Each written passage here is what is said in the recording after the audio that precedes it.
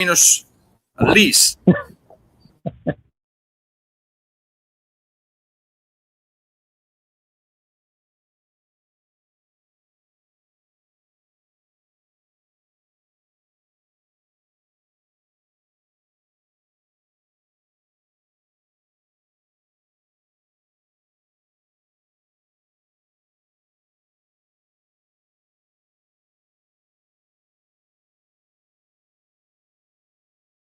Welcome to the Factory Reserve Cigar Club, where true craftsmanship meets bold character.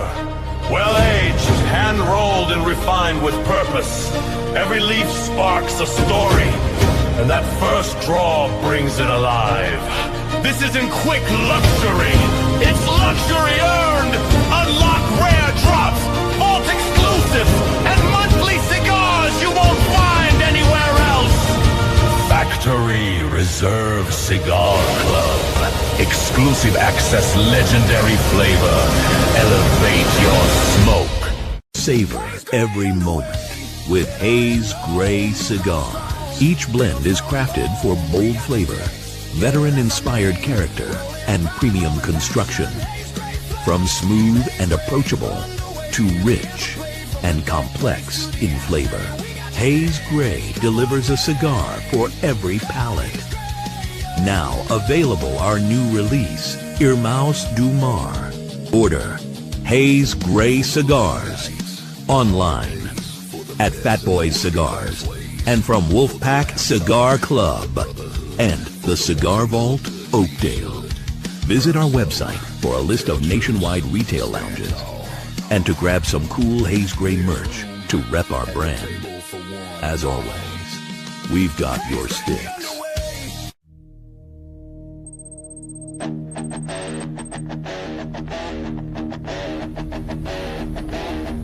Some fight battles overseas. Others fight for perfection in every role. Born from discipline, forged in brotherhood. This isn't just a cigar brand, it's a mission. Our mission is to make badass cigars for badass people. Every leaf, hand-selected, every blend, battle-tested, from the first spark to the final draw. BAM Cigars deliver strength, honor, and precision. Built by veterans, smoked by legends, stay proud. Lock in, stand proud. Forged, not with steel, but in fire and leaf. From the heart of the Dominican Republic comes a brand that brings the world together. One blend at a time. The Sulu, crafted with tobacco from 7 countries. A symphony of bold character and refined balance. The Banda, born from 8 countries. Layered with depth, strength, and complexity. And the Celebes, a Connecticut with a punch. Smooth, yet commanding. Each cigar, a story of craftsmanship, faith, and honor. Don't be basic! Be ironclad. Ladies and gentlemen,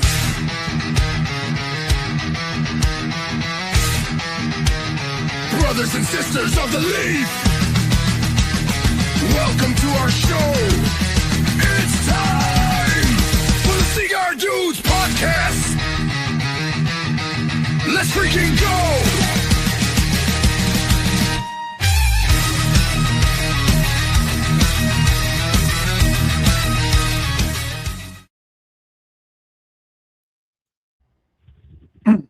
Well, he went. How you guys doing? So, of course, again, Randy couldn't make it. There he is. He was napping. I took a nap, yeah. Oh my God. It kind of looked like you were asleep, bro. I wasn't. Took a nap, bro.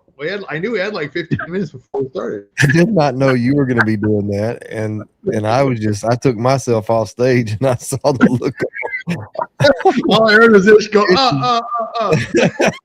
And of course, he's not on there. And as long as I don't I don't know freeze what he up, did. I'll be okay. No, I'm just kidding. That was me. I'm gonna have some fun with it. What is Yeah, up, we Gus can't- OneBear?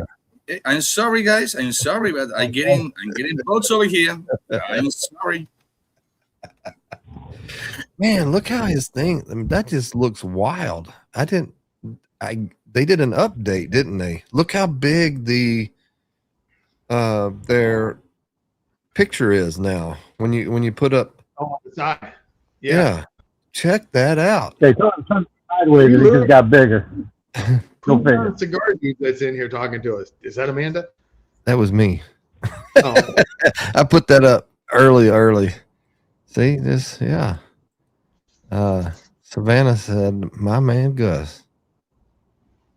What's going on, guys? So, tell us really quickly, where does Gus OneBear come from? Like, what is the name? I don't even know. I've never even heard that story, I don't think. Well, my background, other than working on horseback, working cattle on horseback, I wrestle alligators for a living. I still do this now. I started wrestling alligators in about maybe my mid-20s. I'm 57 right now, and this is what I still do for an occupation. So other than cowboy, started wrestling gators, but I also work with large predatory mammals. And one of the animals that almost took my life was a bear. I used to work with this beautiful cinnamon-faced black bear up in one of the parks down south. And I worked with that bear for about 6 years prior. And it was just one early morning, go in the cage, start cleaning, doing stuff. And we just went at it. And he came at me, and we fought for a while. And I got scars on the head, bite marks in the back of the head, shoulders, back, and all that. So he messed me up. Tore ligaments on the knee, broken toes. Was able to get out of it. Didn't tell anybody. But back in that day, in the day that I was working, there was no social media. There was nothing like that. It was just word of mouth and stuff like that. So back in '97, I started working for the Seminoles. I was doing their venomous snake shows and their alligator wrestling shows. And I had one Seminole come up. He goes, "Now goose is Domkin." I was like, "Oh, all right." And that was the name they were calling me. I'm like, "Well, what is that?" I said, "That's OneBear. We're calling you OneBear. We know what happened to you." And that was the given name, and it just kind of stuck. So Gus OneBear it is. Gus OneBear. I was wondering if there was a Can two you bear. Go back to the point where he just very nonchalantly said, "Yeah, alligators, whistle bears," like that's an everyday deal. Like, hey, As an wasn't by choice. Man, he really messed me up good. But I kind of finished the day, never went to the hospital. I just kind of got some duct tape, taped my calf up, my knee, just kind of doctor things up a little bit, all the gashes and stuff, and kept working. Like, duct tape really does fix everything. okay, so I do believe that because I saw a post not too long ago. I don't know if it was an old post or a new post, but I think I asked you about that on Insta Live we were on not too long ago. A gator bit through your shoe and you poured bleach on your toe or something. Yes. Listen, bleach has always been a savior. The only time that I almost lost my right leg, I had a really severe gator bite. I was doing so. I think part of that saved my leg was that I had Kevlar snake boots, but the top jaw was able to make it right over the boot, and it was a nasty gash right down to the bone.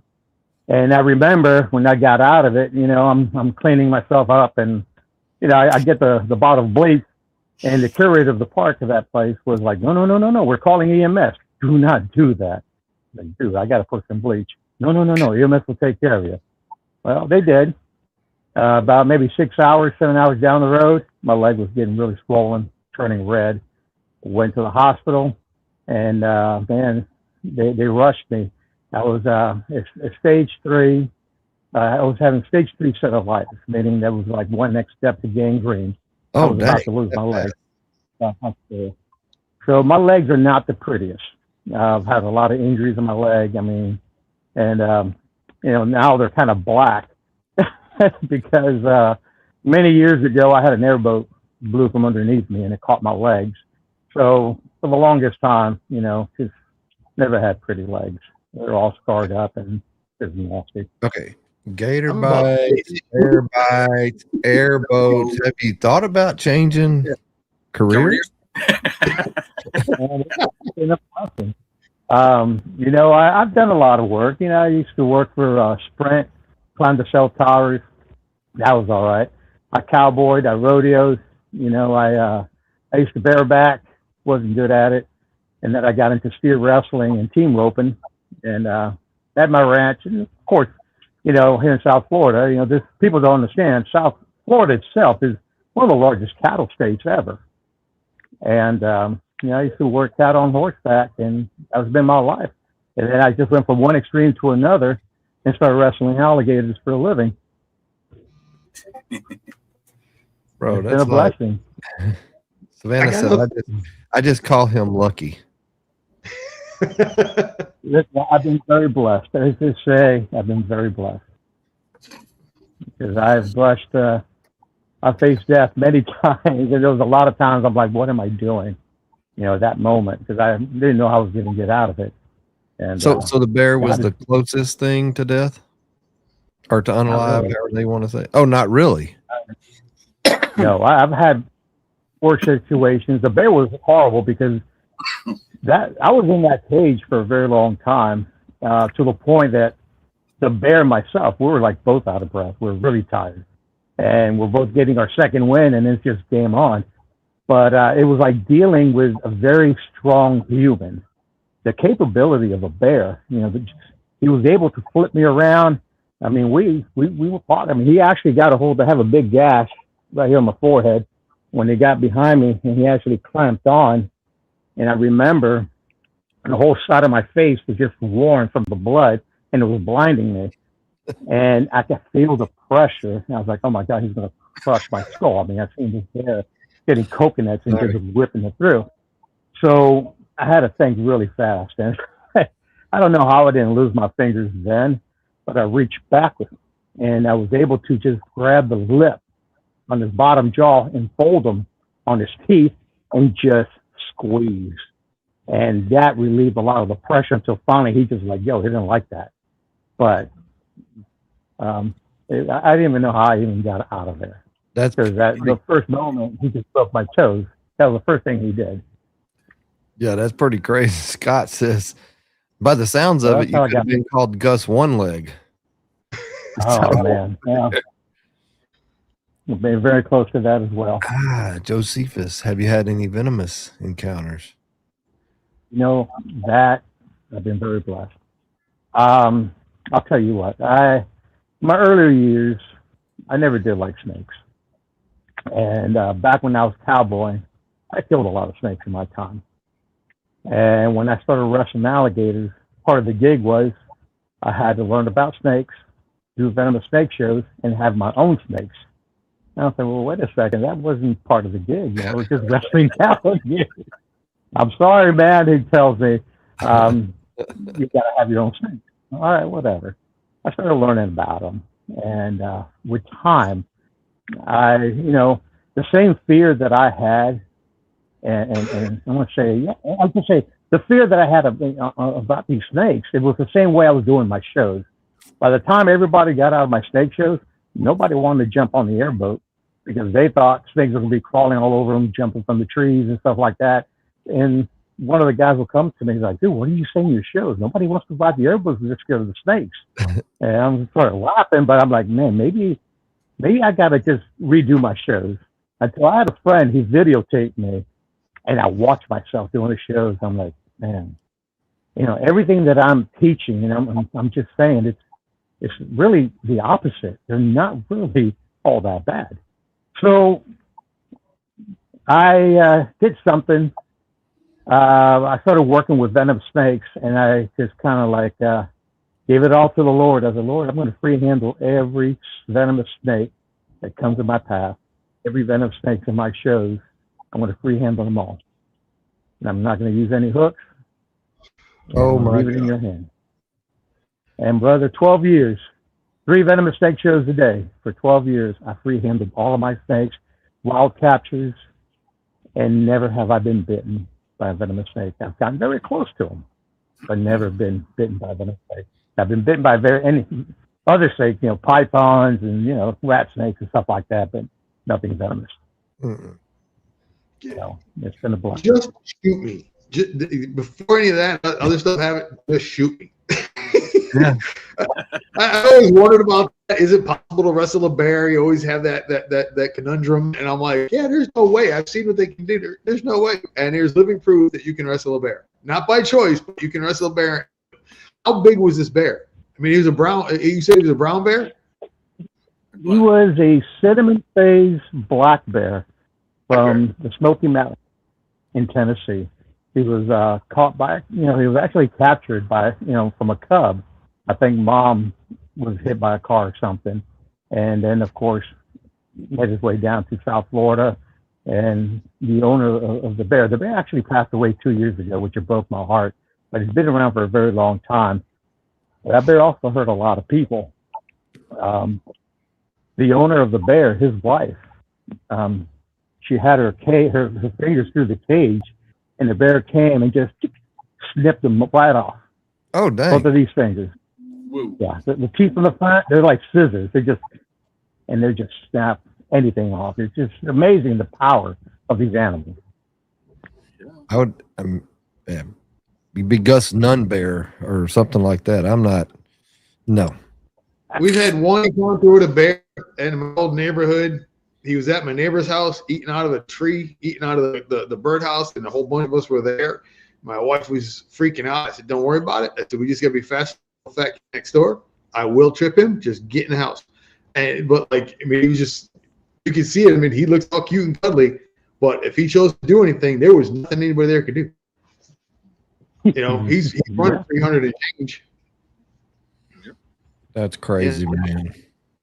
I mean, to this day, the movie The Revenant, when he gets by that grizzly, that is one of the scenes that just sticks in my head forever. It was one of the most intense scenes of a movie I've ever watched, and I can't believe you lived that. It is mind blowing to me.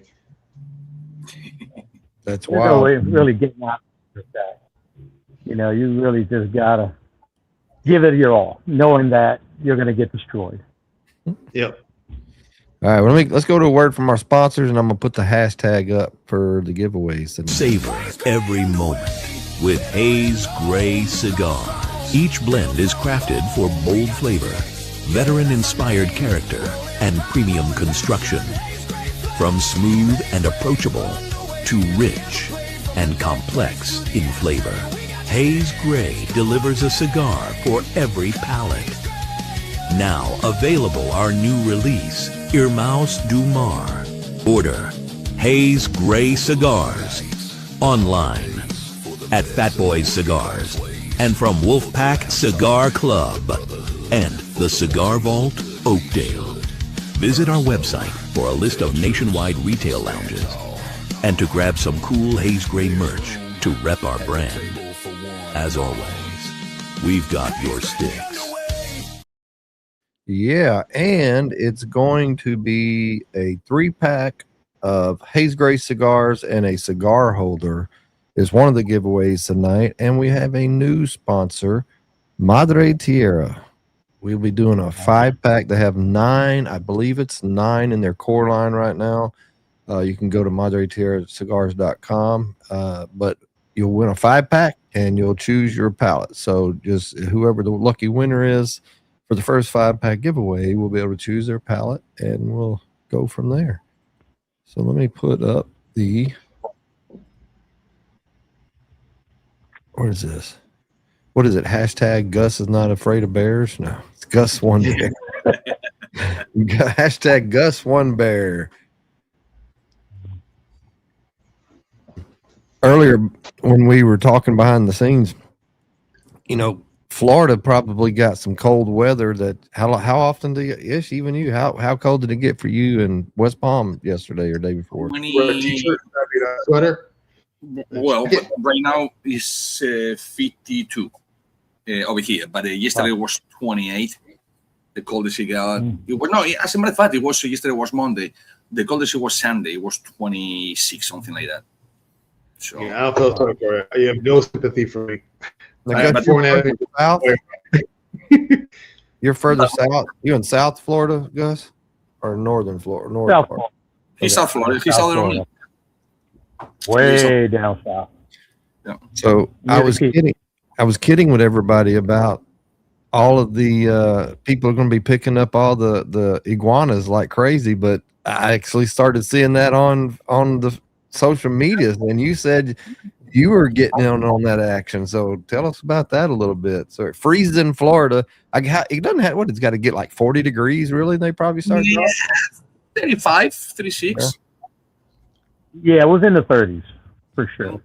That's enough to kind of make any reptile lethargic. See, now that's how I would go out. I'd be walking under a tree and get hit by a 15-pound iguana and take it out that way. Nothing spectacular. Nothing. Yeah, and no blaze of glory. I'd get hit by a frozen iguana. These iguanas falling for trees, they're not really iguanas. With the tail from head to tail, they over 6 foot tall. Oh yeah. I'd catch them right off the beam. They're heavy. No, and you know what? I wouldn't actually just die. I would end up like a vegetable and have to be taken care of for the rest of my life. That's my luck. So no. Florida will kill you in ways you'll never think of. Look here. This is it just says Florida. It doesn't say where, but it does say Florida. This is the kind of stuff that you'll see, right? Like, wow. Like, yeah. That's just like loaded down, brother. Oh yeah. One guy, he make a blanket out of the iguanas, and that was this morning.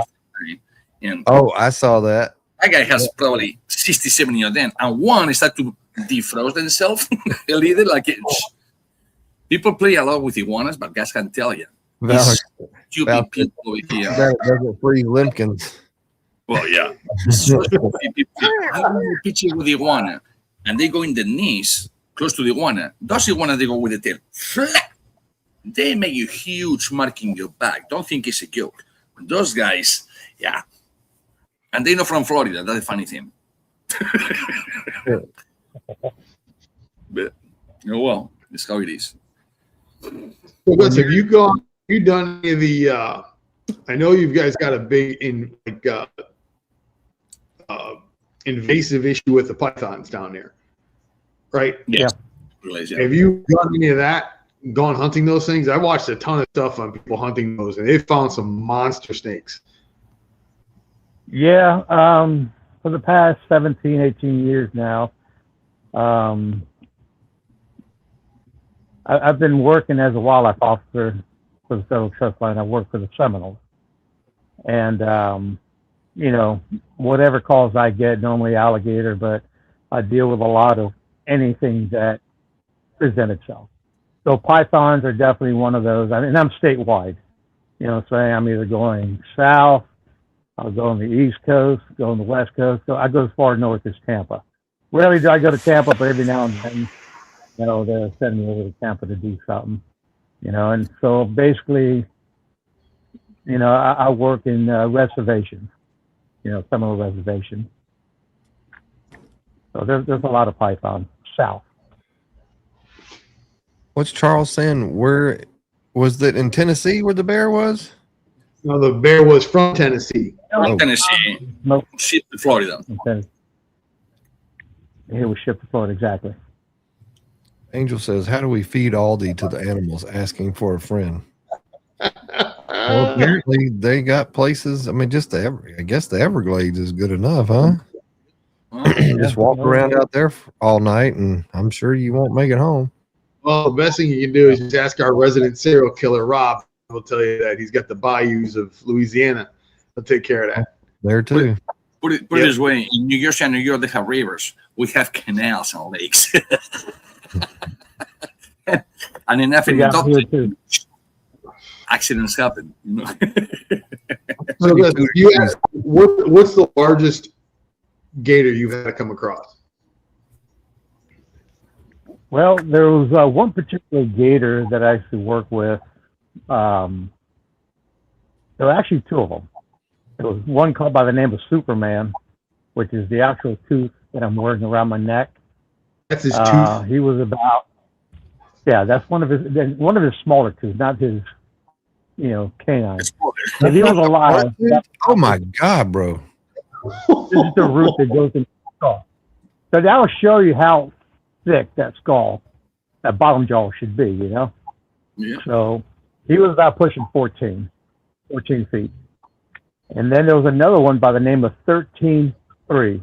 That was Superman's replacement. If we were ever to lose Superman, they were part of the attraction, but he was 13 feet, 3 inches. But Superman was the largest alligator. I can't fathom the power that they have. Oh, brother, yeah. It's a small one. It's bad enough. It's really hard to explain the sheer strength of these animals.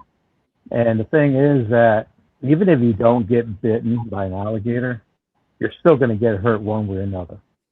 You think about it. You're doing shows all day long. You're jumping on their backs. They're thrashing around. La la la la. Those armor scoots that they have on their back, that's constantly being embedded on the side of your knees. You're getting your shin hit by the scoots, the tail. Everything takes place. By the end of the day, you're beaten up real bad. Just go ahead and do it again the next day. It's very powerful. Randy, I totally forgot about that band. There's a band out there called I Wrestled a Bear. Yeah. Yeah, you I totally forgot about that, Brent. Yep. Yeah. I'm on Gus's Facebook trying to find some gnarly pictures, but the picture of the one I wanted to see with the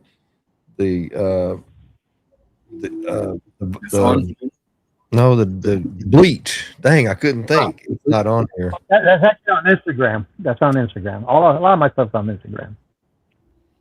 That'll probably be the first that you'll see if you go to my Instagram account. I don't think I can. Oh, I can do it right here. How do you train for this? How do like all of a sudden somebody just says, "Hey, Gus, come on, we're gonna go wrestle a gator." Like, where does that even start? Where you're like learning how to work with them?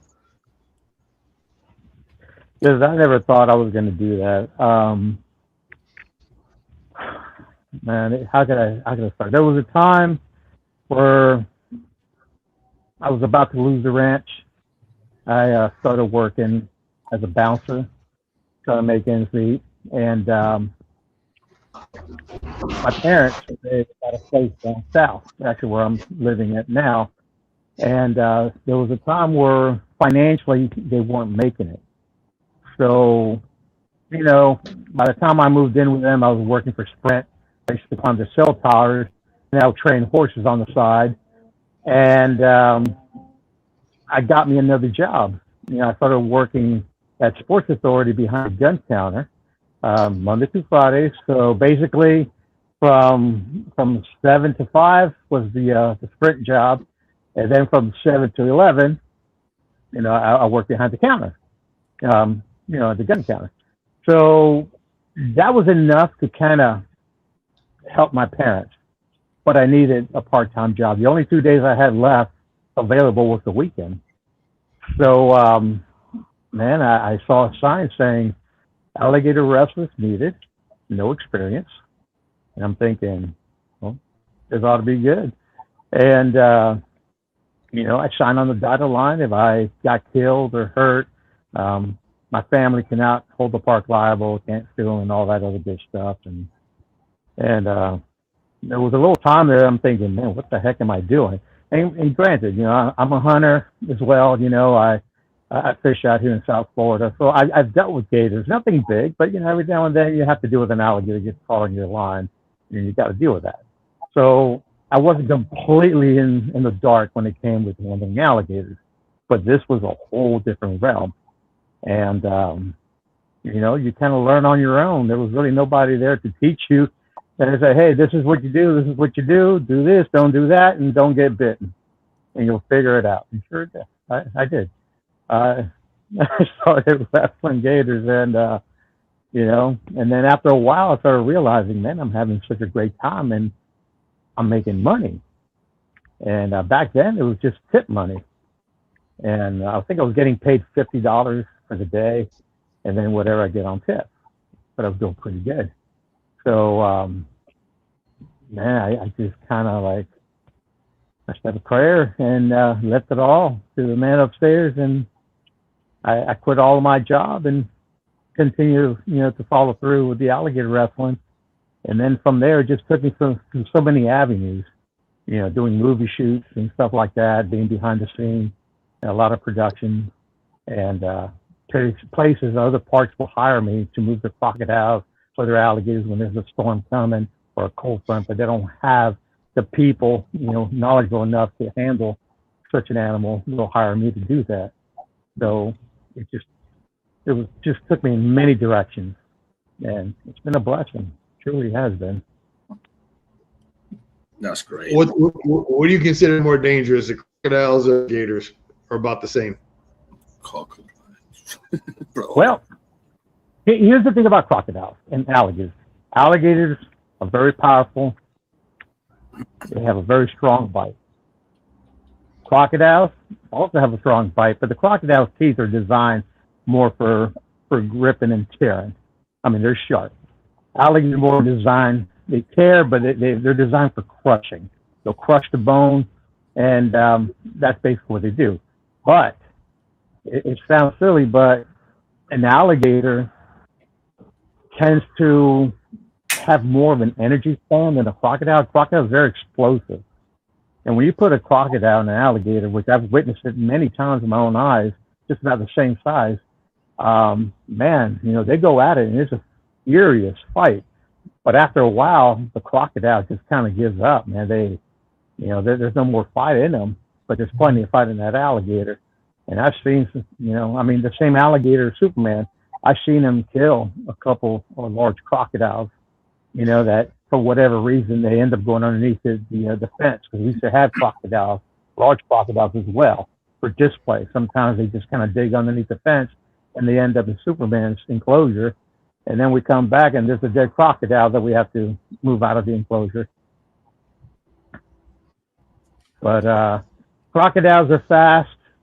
The thing with a crocodile, when you jump on the crocodile's back, they got longer vertebrae on their neck. It's not like an alligator. Alligator, their neck's stout. You know, you have more control. If you jump a crocodile, like you jump an alligator, and basically that crocodile's neck is able to turn around and grab you. They could grab your shoulder, they could grab your thighs, and they have a lot of that movement. You have to go a little higher up on the neck to be able to control, you know, the movement. You know, and every animal has the same thing. Caimans, crocodiles, caimans, and alligators. There's certain techniques that you have to catch them. If you don't go by those techniques, you're going to get hurt. But yes, it's I know from Europe and Africa, most of the gators, anyways, they will be in you know, lakes, canals, things like that. But I saw crocodiles that they can go in salt water and all of a sudden go to spring water. They can go, you know, on the sea. They can go on the lake. They don't care. Those guys are vicious. No. They just don't care. They're straight pre. Yeah, they are a true living source. There's no question. Yeah. So this is what I've been working on. I want to see. Don't tell me I can't share it. What? Window. Here we go. Talk us through this, Gus. Well, again, I had the aftermath of it. Basically, I had a phone call. I'm dealing with an alligator, and I'm talking on the phone. I'm on call. I'm always on call. It was a business call. So I had this gator come up to me, and I have a broom in one hand, and I got my phone in the other, and I'm trying to answer the call. And this gator comes up to me, so I need to stop him on his track. So with my foot, I tapped him on his nose to make him turn around. But the moment I tapped him, he circled the head around and grabbed my toe. So now I have a gator latched onto my toe. I'm on the phone, and I'm hopping around. This gator's thrashing, and I'm like, man, he's going to knock me down. If he knocks me down, I'm messed up. He's going to tear my toe off. So I'm trying to keep my balance. Finally, like, listen, man, I got a gator on my foot. I got to let you go.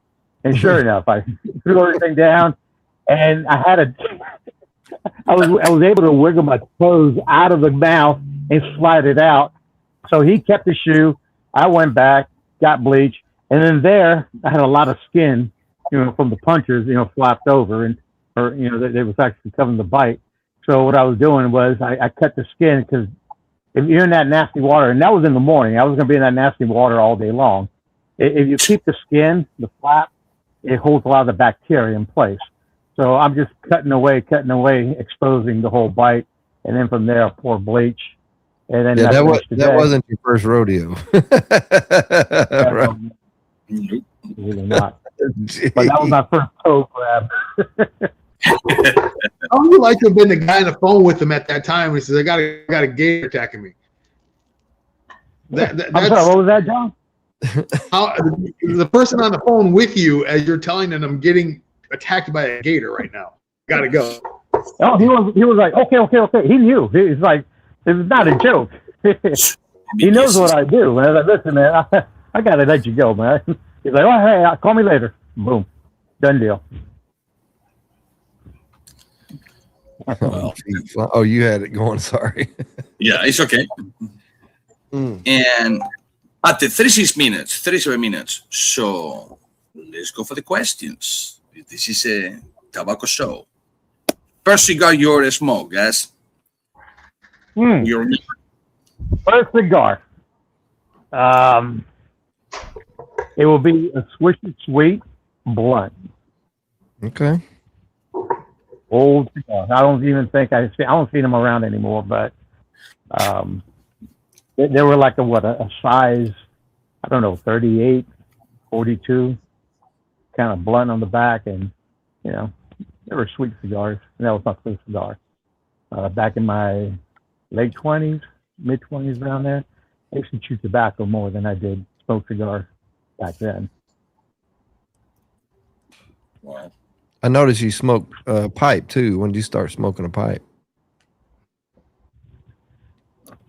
I got more into the pipes. It's been about 2 years now. Was it just easier to hold without a thumb? I mean, I'm just wondering. He has two hands, Actually, the reason why I started smoking pipes, and one of the reasons, other than I enjoy the craftsmanship of a good pipe, and two things between a pipe and a cigar are very different. You get a really beautiful cigar, beautiful label. You're done smoking a cigar, all you have is a label. But when you smoke a pipe, well, you still have that beautiful pipe you get to smoke over and over and over again. Yeah. So, my wife tends to tolerate more the pipe smoke than she does with the cigar smoke. So normally when I'm around her, or if we're out on the boat in the Keys and stuff, I'll light up a pipe and smoke a pipe. And then when I'm on the water, like in the water, I'll go ahead and light up a cigar. Sweet. Justin Tap On Stuff says, my guy with the blunts, but I know what he's saying. Yeah. Hello all, I am back. What other cigar questions did you have, Ish? I think you were getting to a lot of questions. So what do you prefer more, pipe or cigars? What Scott says. Well, he has explained that right now. Yeah, but go ahead, guys. Yeah, Scott. I mean, you wasn't listening, bro. I'm having a little problem here, and I like them both. I mean, cigars are my main thing. I love smoking a cigar. Pipe, it's just two different animals. I get to taste more of the tobacco with a cigar. The pipe, you're getting more just that aromatic, sense to it. But can't say I like them both equally, but close enough. But I would gravitate more to a cigar. And I do. Well, they both have their place. Yeah, they do. Angel. They do. Oh my God! Angel says, "Do you enjoy nub cigars?" I do. I've never heard it in that context, but that was with the second intention. Freaking Angel. Hey, bro, but just think that might be a collab for Gus. Right? Grab you a nub while you're picking an alligator. The one how many times have you told that? How many times have you told that story about losing your thumb? Oh. I'm sure you've got a lost count at this point. I've gotten pictures of myself smoking a nub, and then I'll do the thumbs up next to it. Yeah, clap it. It's awesome. That is pretty crazy. So, I know I never got to smoke one. I'm hoping that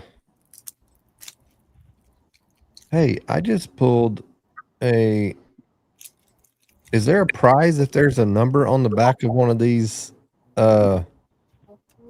Beaver cigars? No, that's the number of the ring. Okay, so normally when people do the bands, Did I win a prize? This is a Cracker Jack. Yeah. Come on now, it's no price. It's the number. I've never seen that in hand. I was like, what did they do that for? Did I miss out on something? No. For instance, and that's what with the same guy that we deal with. He goes and say, okay, you imagine that you have just one production and you do 10,000 bands. So it's 10,000 and the machine say 10,000. But you imagine that it's only 95, 70 bands. So they actually use the same paper to do the other 30 bands to make the 10,000. So they would put 30. So now they know that you have to do 2,000. You have already 30 done. So sometimes you want to see those numbers, but it's just because it's the maker of the band put in so he knows what he's at. That's all. My internet went out yesterday and it come back on this morning. I was mad again. It's when it works, it's great, but when it doesn't, it just doesn't. You see, and then you laugh at my internet in I know, man. I've got it great right now, but I don't want to talk about it too much because it might go out. So not too long ago, you did a collab with Beavers. They're called Beavers, right? I don't want to. Angry Beavers. Angry Beavers. Yeah. My brain's not working today. Did you not have one? Hold on. Give me a second. Repeat that. What you say about your brain? I said my brain. Do you understand what I said? Yeah. Okay. That either yesterday, the day before, the tomorrow. So, yeah, I didn't get to have one during the summer. I knew when we saw Gus in July and down at the opening or the lounge, Itch's Lounge. Oh, TPA event. And I know Aldi did. Who did I ever? That cigar was wonderful. Period. It was everything I expected. It was not pretty. It was shaggy foot. It was. I loved it. I loved it. It was very fitting. Is the only way I could. It was very fitting. That was a very cool looking cigar. Yep. So it had what, like a Candela cap? Yeah. And a shaggy foot. Was it colored too? I can't remember. Saggy food. But the real saggy food, because most people saggy food call when they do a cigar and they pick up just a little cutting knife and cut it, but it's pressed. Saggy food has to be saggy food. It's just like that's what is difficult to make the cigar because no one is going to be the same size. You can cut it a little more, a little less, because it has no second cut per se. As a matter of fact, is the first cut is the food, and that's what is. It's interesting. It's interesting. Yeah, it was. Definitely a great cigar. I mean, you did a phenomenal job on that cigar. Honestly, I've never tasted anything like it. It's just outstanding. we had fun with that cigar. I mean, it was a great collaboration. And little story, when we came together about, kind of the construction of the cigar, Bobby, he's like, I want a double ligero and a shaggy foot. I said, all right, well, I wanted to have like more of a San Andre wrapper and a candela tip. Now, I'm a big fan of candela as well, but that torpedo-shaped candela, there's a little more story to that. That cylinder-shaped candela looks a lot more like a cap, an alligator's tooth. When they're in that nasty, swampy water and they get that algae, that's exactly what it looks like. Then I'm looking at the shaggy foot. I'm like, man, that looks exactly how my thumb looked like when it got ripped out from me. So it was the perfect gimmick. That was good. So in average normal day or week, about how many cigars you think that you smoke, and what is your best time to smoke a cigar? In the morning, in the afternoon? You're putting me on the spot. Because my wife is watching. Hi, honey. Anyways, it all depends. I have smoked anywhere from 3 cigars a day and to 6 cigars a day. Weekends and stuff, if we're not on the boat, I'm editing or hanging out with my wife, I don't smoke a cigar unless we're going to an event or something like that. But it all depends. Depends. I enjoy an early morning smoke. I kind of go through my prayers and my rituals and all of that, and I enjoy lighting up when I'm doing that. And then as the day progresses, just depending what I'm doing, when I'm traveling and stuff like that, I'll light a few cigars, and it all really depends. But when is it a bad time to have a cigar? There's really never a bad time to have a cigar. Ever. Now that you say, on my prayers, your prayers in the morning. Now, you used to pray as much before or after the alligator and the bear? The bear now. You pray more now, or the same? Why? I've always. That's funny. I've done a lot of praying in my time, and I think when I got more involved with the alligators, I've always been a man of faith, but I also in the past struggled a lot and dabbled in a lot of little things here and there, spiritually. And finally, when I was involving myself, with the alligators and stuff like that, there was a lot of things that happened to me that opened my eyes, and man, it kind of molded me to the person I am today. So yes, I pray a lot, in time, in the morning, night, and whenever something happens, something as simple as like, oh my God. You pray twice. I pray a lot. Because I'm always getting myself in bad situations. Even in my old age, I'm getting myself in bad situations. So, I don't know if Aldi, did you have something, Aldi? You look like you were getting ready to say something. No, I'm trying to hold to what issues do, but I got so many questions that are cigar related. Go for it. Yeah. Go for it. Talk about. I know you and I have had this conversation, and I think we discussed it a little bit on a lot that afternoon with me and Randy. Talk about some of the different shows you were on that you were part of. Yeah. Well,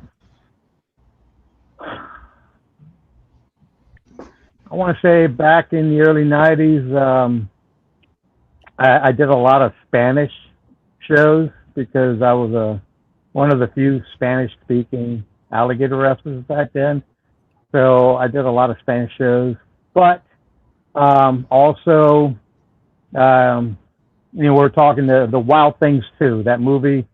You have Wild Things with Matt Dillon, and then they had a sequel to it, Wild Things 2. And it was all Everglades scenes.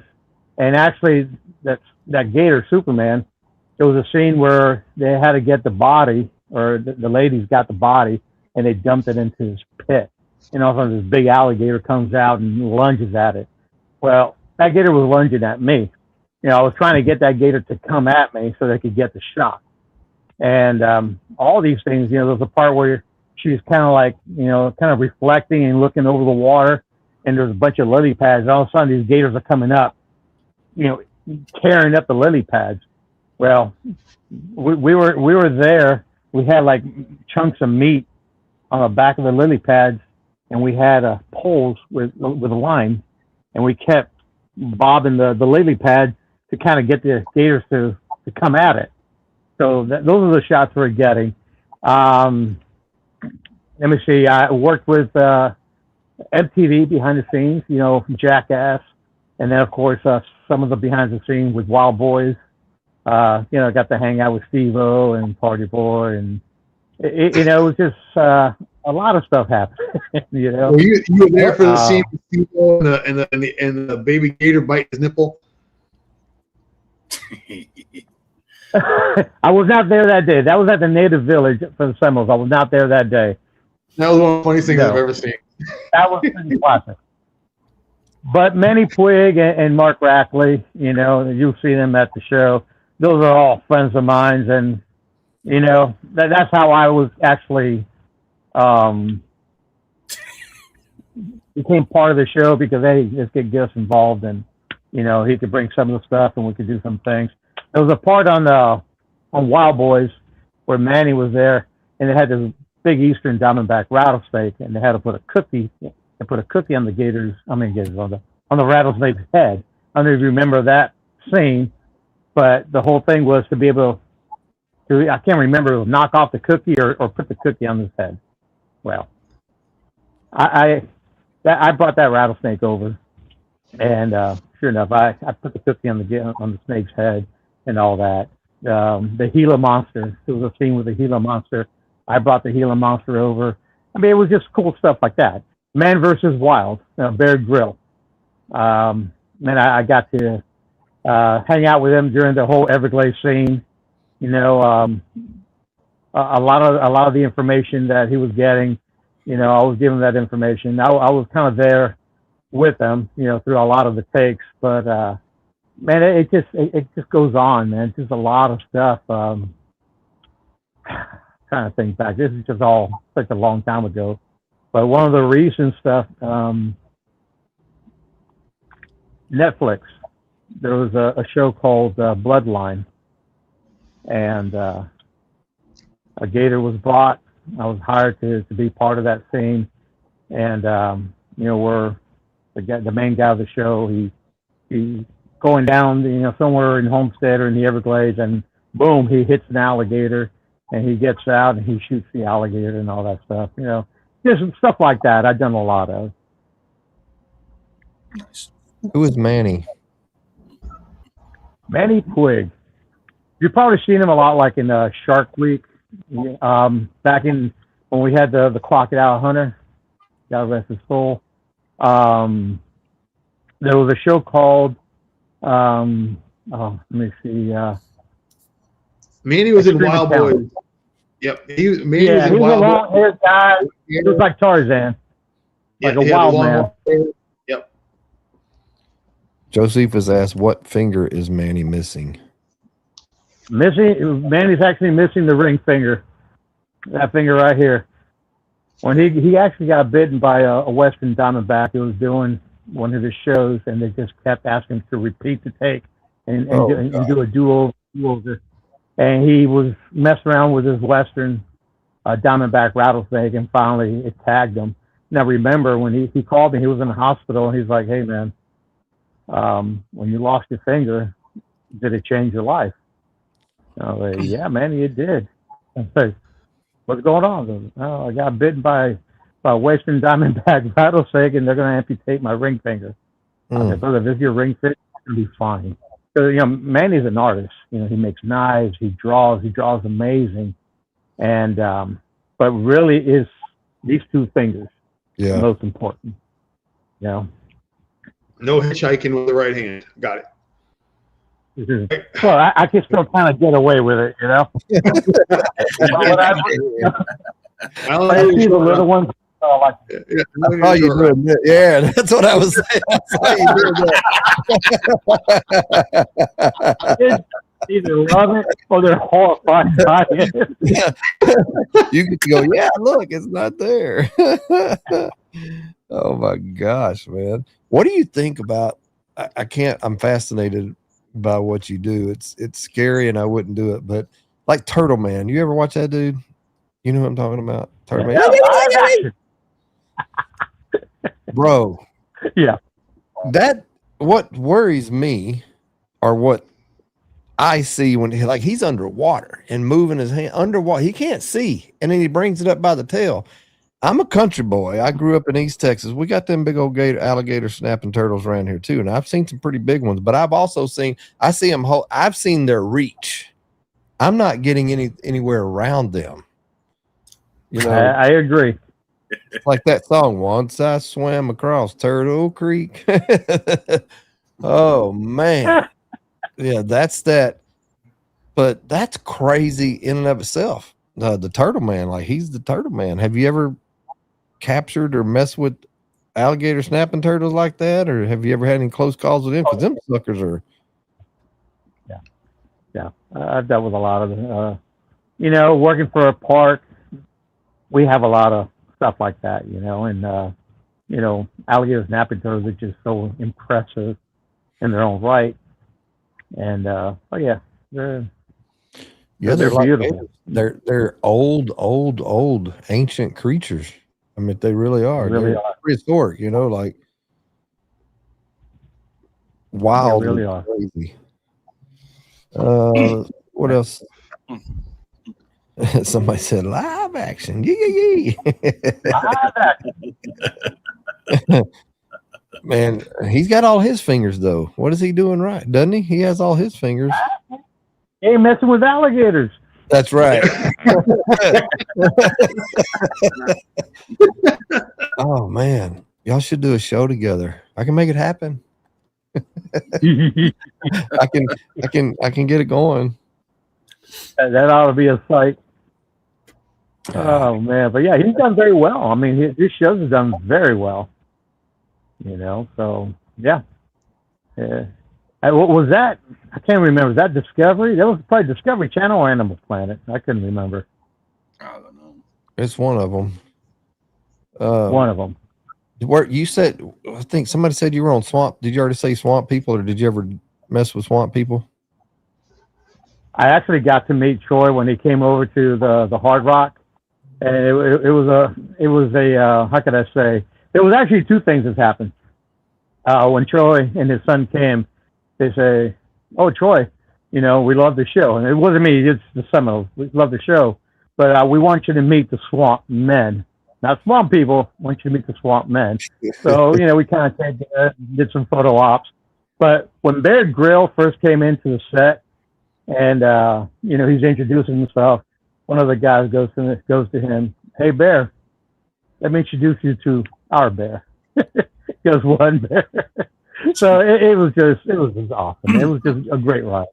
But yeah, I was in Nat Geo Wild, 11 episodes, a show called Swamp Men. So a lot of people used to get them mistake with Swamp People, which Swamp People was the I think it was the History Channel, if I'm not mistaken. Yeah.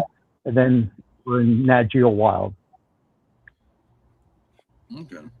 Man, I guess we ought to probably do a giveaway, huh? Go for it. All right, let me get this.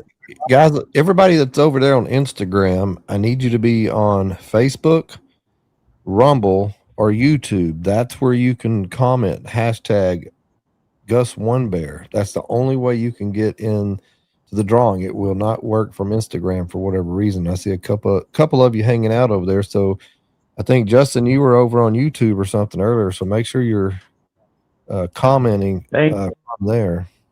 You can do it X, Rumble. Not on X. We're not on X because they want you to pay for it. And I was like, I'll wait a bit. Yep. And so right now we're on Facebook, YouTube, Instagram, and Rumble. But Instagram will not bring the comments over here. So make sure, everybody took off. They went 0. So y'all get over there. Make sure your # Gus OneBear, and I'm going to set this up right now. What we're going to do, we'll go to commercial, give you time to, we're going to do Hayes Gray giveaway. And you got about a minute. When we come back from this commercial, we'll do the giveaway for a Hayes Gray 3-pack and cigar holder. Savor every moment with Hayes Gray Cigar. Each blend is crafted for bold flavor, veteran-inspired character, and premium construction. From smooth and approachable to rich and complex in flavor, Hayes Gray delivers a cigar for every palate. Now available our new release, Irmãos do Mar. Order Hayes Gray Cigars online at Fat Boys Cigars and from Wolfpack Cigar Club and the Cigar Vault, Oakdale. Visit our website for a list of nationwide retail lounges and to grab some cool Hayes Gray merch to rep our brand. As always, we've got your sticks. Also, 20 just said, don't forget to refresh your live. So whatever live you're on, go ahead and refresh it real quick while I'm setting this up, because we don't want you to miss. It'll be delayed too much. There's about a 6 or 7 second delay already by the time. So, but make sure that It doesn't play. Once it hits 45, you're lost.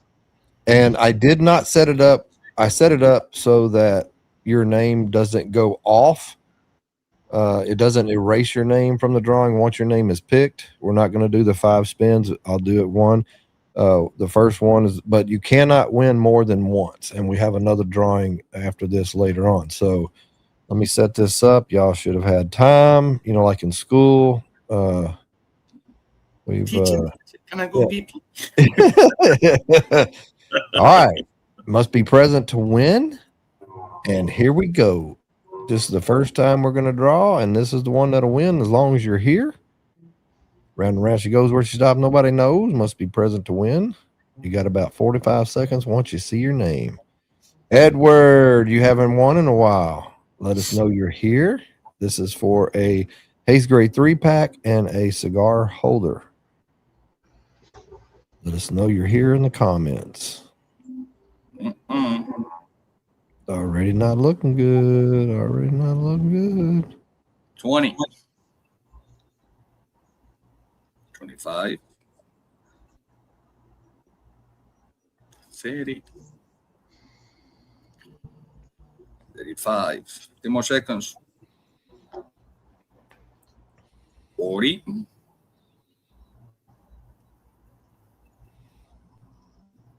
And 45, guys. Sorry. Oh, man. All right. I didn't see any comments on here. We're going to draw again. Here we go.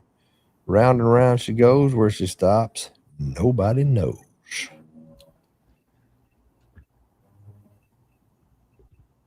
Woolly Worm. Woolly Worm. Where's Woolly Worm? Never seen Woolly Worm before. It's 5. Let us know you're here, Woolly Worm. 10. Don't tell me it's 15. Well, I see an E. Coulter saying they're here, but this says Woolly Worm. 25. Oh, I don't have to say. You guys can see it.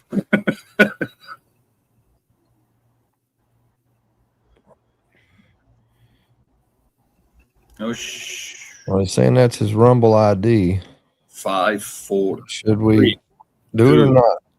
Well, if it's his ID and he can prove it, yeah. Okay. All right. We're going to give it to you. But what I would suggest, okay, that's he went over there and done it. So he did it. Okay, he did it as well. I would suggest in the future, if you see your name come up, if you're posting from multiple ones, to try to do it from that particular one, because it works better. It's just better for us. Okay, we got you. You got it. Send me a message on Instagram through Cigar, any one of us, but most of the time y'all do Cigar Dudes Podcast on Instagram, and we'll get that I'll get that information to Rui and them over there. So, oops, let me stop the screen. Where were we? Like we were in deep. Is there anything left? Like what else? Is there anything else you want to do that you haven't done? Like, is there like that? Well, not really. I mean, I'm getting to the point in my life that I like to slow down a little bit. Unfortunately, you know, we all have to work, but ideally, I would love to be out on the boat with my wife, smoke some cigars, and hang out with some great friends.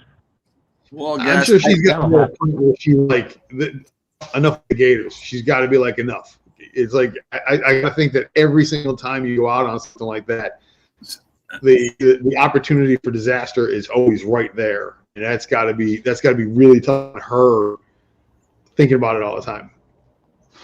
Yeah. Between my wife, my mom, and my dad, they know the reality of what I do. You know, they live it, they see it.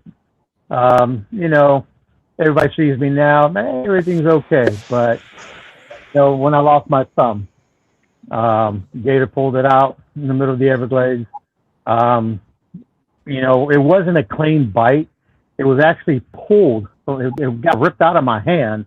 So basically, the tendon that does this movement that actually connects to the elbow, when that gator pulled my thumb off, I didn't realize he pulled my thumb. And then he's walking away. I see this very pearly, long tassel dragging the asphalt as he's walking away. I'm like, what is that? I look at my hand. I'm like, oh, no. So I jumped on him, grabbed my thumb back, whatever, drove myself to the hospital. And then a buddy of mine, you know, he's there with me. You know, he met me up at the hospital.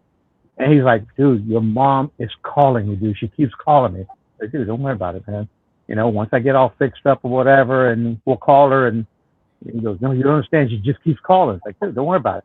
Dude, the whole time she's watching me in the news, being airlifted, you know, Seminole Wildlife Officer got his hand torn off. About all things, they said that my hand got stripped off. And she's watching. Goes, that's my son. That's my son. So, the big question is, where's the thumb? Man, I was trying to keep that. The doctor didn't want to give me back the thumb. He thought I was crazy. I wanted mine. It's yours, right? Like that's your thumb. Put in some formaldehyde or something. That's the conversation piece. How big was that gator? Did we already talk about that? How big was that gator? I want to say maybe pushing 7.5. Oh wow! You know, lanky, thin, 7-8 foot gators. Just a lot of speed, and man, he was in the middle of the road. You know, this if you're all familiar, you know, with Alligator Alley, there's a road that cuts through. It's called Snake Road. It's just, you know, a 1-lane road, and gator, he's in the middle of the road, and I was heading back, and I'm thinking, man, you're gonna get hit, you know, or cause a horrific accident, because they make really horrible speed bumps. I mean, people hit a gator and they're finding themselves in a ditch. So I'm like, I'm just going to get out and, you know, move him to the side. And as I approach him, I'm thinking he's going to just kind of walk away from me and get back in the water. No, he started spinning around, trying to fight me, whatever. He's like, dude, go. So whatever, I'm moving around him, whatever. I found a caught him, you know, that's when you grab him from the front and grab the jaws. But when I did the funnel catch, all of a sudden I see my arm just shaking, my hands being shaken. And I'm thinking, oh, he got a hold of me. I didn't know he got a hold of my thumb. I just thought, it just felt like he got my whole hand or something. So I'm trying to go with him. And man, he was just so fast. I remember him close his eyes and he was just thrashing everywhere. And I was trying to keep up with him. But then all of a sudden, when the thumb came loose, I'm like, oh, good. He let go. That was in my mind. Like, great, he let go. I can leave now. And then I see that tassel. I'm like, what the heck is that? That's and I look at my hands like, I thought it. I'm trying to get it back. I want my thumb back. Now, I'm sure you've seen this video. Most of us probably have. The guy's walking his dog along the water's edge, and the alligator grabs his dog and takes it into the water, and he goes in after it, cigar in mouth, comes out with the gator and frees his dog. Yeah, that's a little great. Puppy. Older That's man, called luck, though. Love knows no fear. Yeah. I guess I could do it. I feel like I could do it because I love my dogs, but Well, just can tell you, over here in Florida is no one teenager. Well, I even did it when I came over here to this country and I was 27. Now you go to a lake, to a canal or whatever, and a gator comes, the first thing that you do is take your teaser, put in the eyes, and they go they play dead. Actually, you can pick up a gator with your fingers. They will not open the mouth. Now, if the mouth is open, run. Because when they close, you're out. They can open. They have no power to open too much. But to close, Glenn should have been on this episode because a friend of ours, man, he's from Louisiana. He raised up over there on the coastline, and he loves gators. And I've heard stories from him and things like he's the crazy kind of guy. Like he has really just experience from growing up with gators. He's just been lucky all this time, right? But like we'll get in there, and mess with them and stuff. No, sir. You don't do purposely. Just have it. You're not looking for it. Those are kind of terrified of having their sense of a good time is going jump on an alligator. Yeah. Well, I've only had one incident where I was actually in the water with a bunch of gators. So me and my cousin, rest his soul, we used to bow fish, and I had this little tiny 12-foot V-bottom aluminum boat. It's so light you can almost pick it up with one hand. I'm in the front of the boat, and we're back here in this slough, and it's called Alligator Slough. It's just in the very back of this backwaters of the lake here, and we were back there, and it's back there. You got all these stobs sticking up like cypress stumps and everything, and underwater, and we're pushing with a stick, and he pushes, and I'm standing up in the front. We're bow fishing, but you see gators everywhere sunning. They're everywhere out there, and we hit a stump underwater. I lost my balance, and we go over. We're in the middle of this thing. I never got to the shore so quick in my life, and we lost all of our stuff, but we got the boat back. But man, that I was scared. And we used to go out there. I would go out there as a kid. Let me see how long ago that would have been, in the late 70s. Statutes run out. I'm just trying to make sure statutes run out, because we would find there's so many gators out there. There's eggs everywhere, right? And I'm surprised we never got hurt doing the stupid stuff we would do. Gators are freaking beasts. I can tell you, back in Laywells, that you're familiar with Laywells, guys, we're jumping, and we're doing train jump from the planes, and somebody just collided to me, so I had just to, pull my reserve. So obviously, main canopy, you just start to fly, and you just go above. You don't want to get tangled to your feet. Yes, circling where it's gonna go. Well, Laywells, you have about 1 million acres of swamps, and of course, where is gonna go? Into the swamp. It was about 10 feet from where I can stand. So I land my reserve, boom, I landed. Just happened, it was over there, huge branch. So as soon as I go with the branch, I'm about to pick up my parachute with the bag. I go like this, and this gator came from nowhere. I went, pick up my parachute, pick up the branch, put me in the water. I run, I don't know how the hell I swim and run so fast. And he took my parachute and a big 10-foot branch in one bite. So I wouldn't play with gators that much. Scott says, have you ever swam with the gators? Gus, have you ever swam with? I guess, have you ever been in the water? You have, right? Like you've been in there and done all the stuff where you pick them up and do all that. Why? I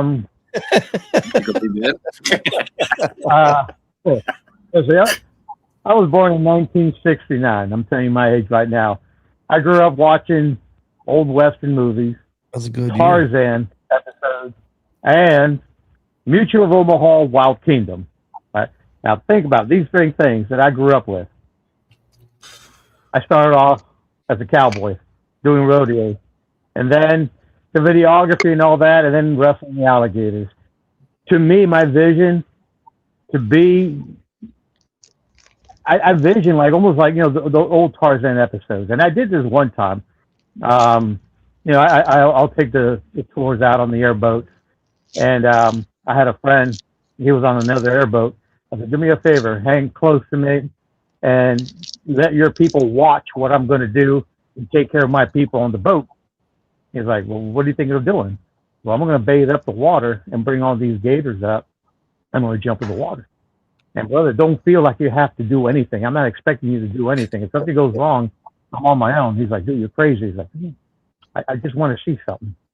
And sure enough, I baited the water, dozens of alligators. I got videos of just dozens of gators. And all of a sudden, people are looking at the gators swimming around and they hear a big splash. I'm jumping from the tower, you know, into the water and deep water. This is all deep water. So in the beginning, a lot of them will start swimming up towards me. And, you know, I'll grab them and, you know, wrap around them and they'll start thrashing and rolling and I'll get them really tired. And then once I get them real tired, I'll swim them up to the boat and show the people the alligator. And, man, we were doing this every tour to the point the gators didn't want to come near me. They already knew that if they get near me, they're going to get caught. So we started getting these little biscuits. They call them monkey biscuits. And I gave it to my friend. I said, all right, what you're going to do is when we see a big alligator, toss those biscuits right in front of my face and bring them close to me so I could grab them. Dude, gators are not dumb. They're very intelligent. In the beginning, I had to watch my back. They were coming from all directions. But after a while doing it, they were like, they weren't coming near me for nothing. But that I've done that. This is what you know. I would like to say that every situation, every scenario that had to do with an alligator or a crocodile, whatever, I've got myself into that. You know, I've been in the swamp at night, swimming in deep water with a flashlight, you know, on my head, looking for gators and swimming with them. You know, barehanded catch. You know, just catch them barehanded. I don't like using tools. The cool thing about working for the tribe is that the state requires the trapper to euthanize the alligator. I don't like using invasive tools. Maybe the only thing that I would probably use, and that's because I have to have some kind of contact if I don't want to get wet. Of course, this goes back to my cowboy days. I'm very good with the lariat. I was a team roper, and I can still work the lariat very well, and I can snatch just about anything with a rope. Or sometimes I use treble hooks to bring them closer to me so I can actually make contact. Those treble hooks really don't do anything to an alligator. All it does is just bringing them close to you. But I don't like using invasive tools, you know, snares and stuff like that. If I could catch them with my hand and just get them tired enough where it's easier for me to work them and I could just get the mouth taped up, we'll grab them, load them up, take him somewhere far away where he could go and live his own life and not have to deal with another human. And that's basically how it all works. Assume this is you 20 years ago. That's one of them, yeah. My dad was filming that one. He's in a boat, I'm assuming? Not in he's in the... Okay.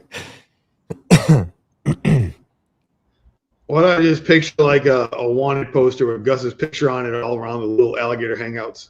Bro, do you got his? How are you doing this? You got his mouth closed? No, I grabbed underneath the jaw, and they'll try to thrash and try to bite you, but since the gravity of the water, you're able to kind of go underneath it and just steer him around. So in that particular take, I wrapped myself around him, and I was just guiding the head to keep him from grabbing my shoulder, and we went under. Man, he just took me under, and I was feeling all kinds of debris. He was rubbing me on the bottom, you know, and it was a lot of that happening, you know. So I've gotten away with murder. I've gotten away with a lot of stuff. Yeah. Look, I mean, that's like right there. I got hit in the ear. That tail whacked me in the ear. But like anything that could have went wrong, and there's more. There's at least 2 gators there, if not 3. 2, count 4.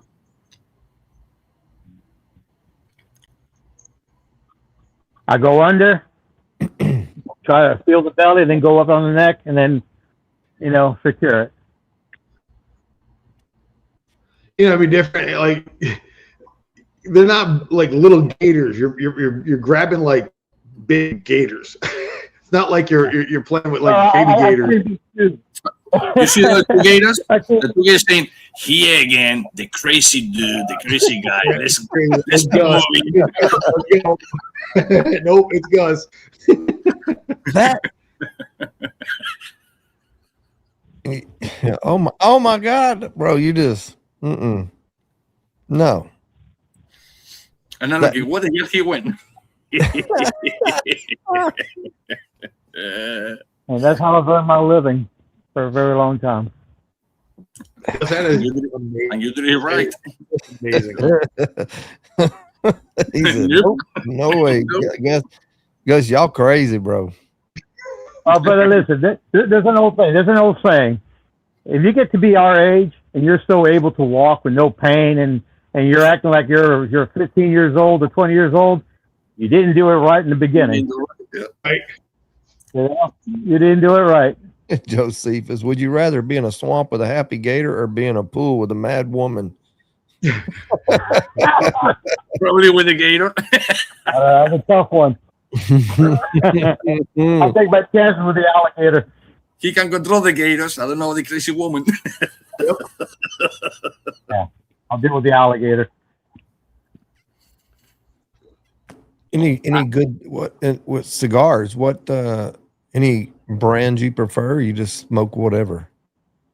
Well, I am actually smoking the Esteli, the Sternberger cigar. Yeah.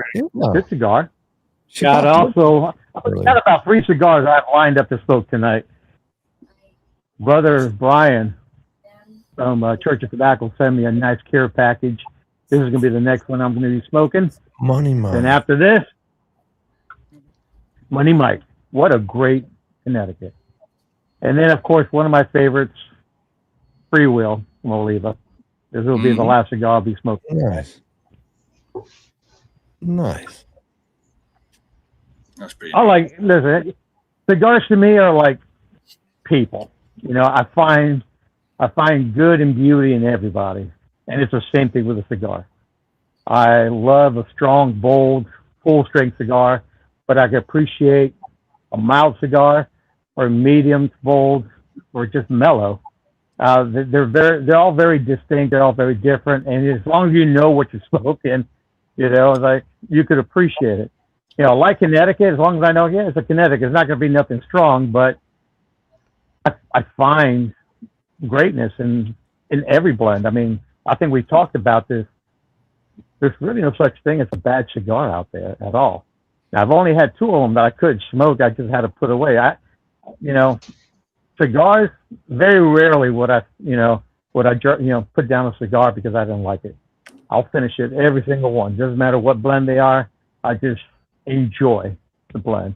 And of course, you know, just the time, you know, I mean, we all know what this does, you know, the camaraderie, you know, the relaxation, you know, the peace and tranquility, all of the above, you know, and people that don't smoke cigars, they just really don't understand.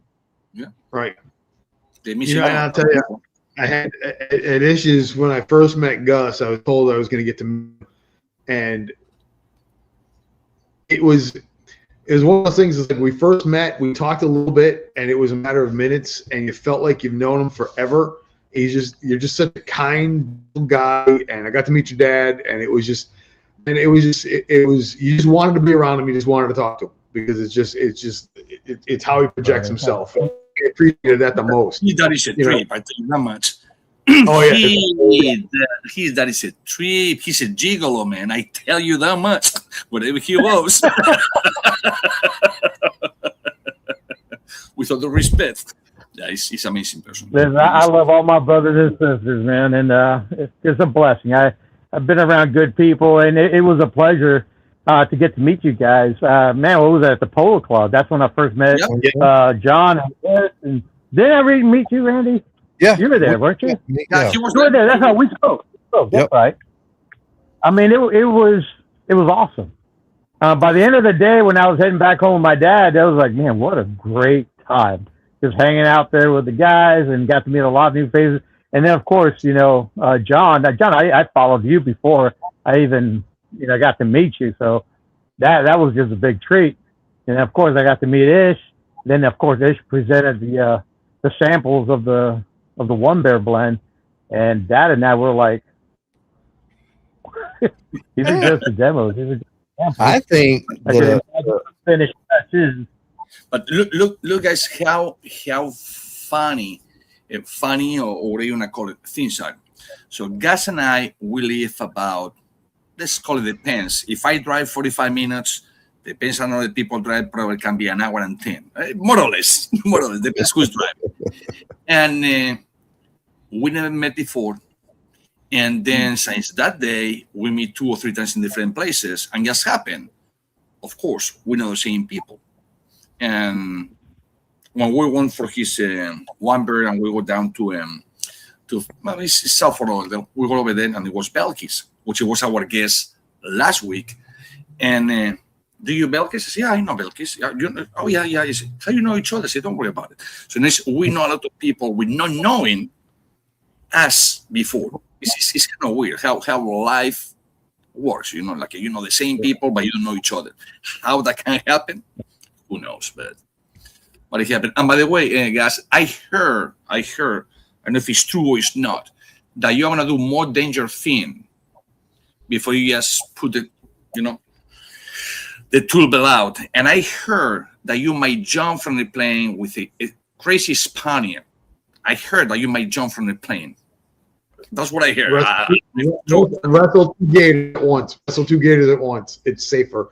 My brother, I have no desire to jump out of the plane at all. I have fear of height.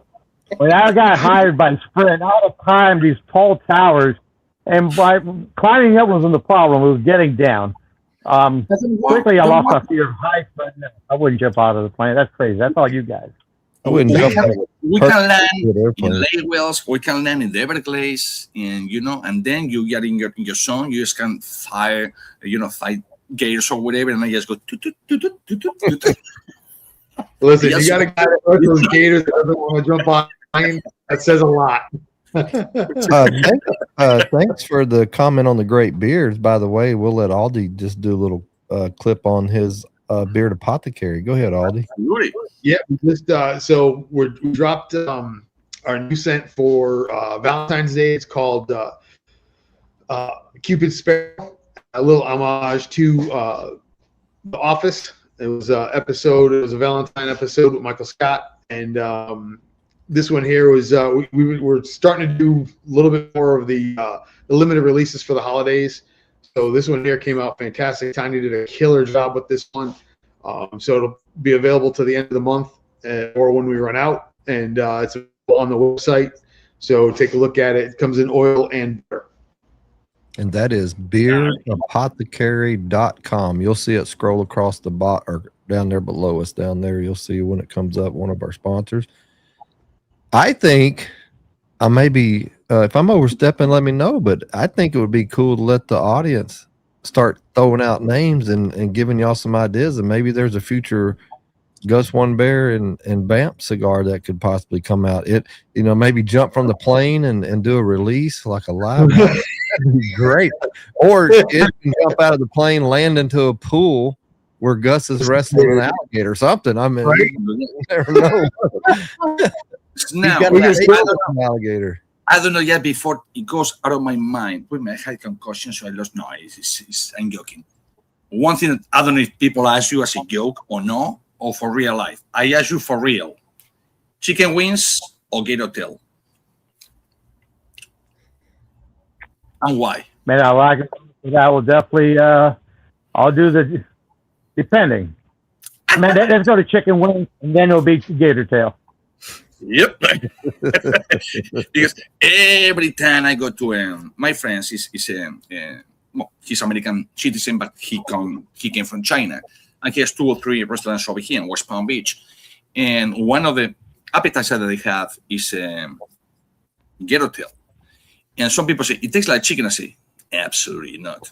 It's one thing that it doesn't taste like chicken. It is better than chicken, and it's tender. That's just my personal opinion, and I love it. I've had gator a couple times. First time I ate it was I ate it with the band Disturbed, and it was I won a contest. It was called the Disturbing Dinner with Disturbed, so it was all kinds of game.